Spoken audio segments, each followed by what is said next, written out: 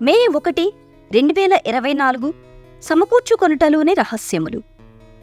ఈలాగున దావీదు అమాలేకీయులు దోచుకొనిపోయిన దానంతటినీ తిరిగి తెచ్చుకొనెను, మరియు అతడు తన 2 భార్యలను రక్షించెను.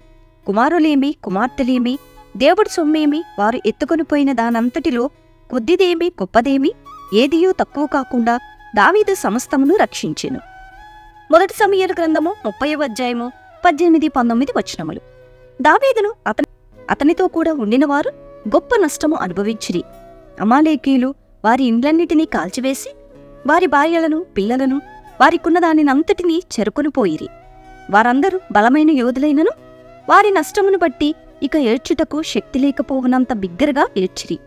తిరిగి సంపాదించుకున్న నిరీక్షణ లేనంతగా వారు నష్టపడిరని చెప్పవచ్చును. అయితే దేవుని కృపా సహాయము వలన వారు నష్టపోయిన దానిని మాత్రమేగాక అంతకంటే అధికముగా, అనగా వారి జీవితంలో వారికి కలిగిన అప్పులన్నింటినీ తీర్చివేయగలిగినంతగా తిరిగి సంపాదించుకొనగలిగిరి.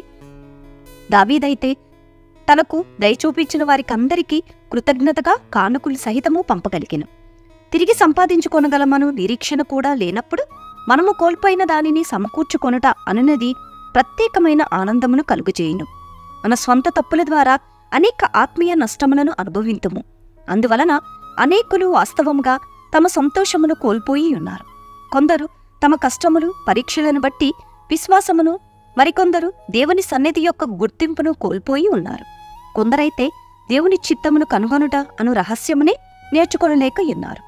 అనేకులు తాము క్రొత్తగా తిరిగి జన్మించిన సమయములో ఉన్న శక్తిని, మొదట ప్రేమను కోల్పోయి ఉన్నారు. మనము కోల్పోయినవన్నీ తిరిగి రెండంతలుగా సమకూర్చుకొనున్నట్లు దేవుడు సహాయపడగలడు.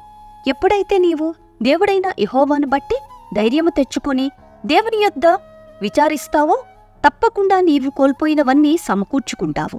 ఆమేన్. Praise the lord.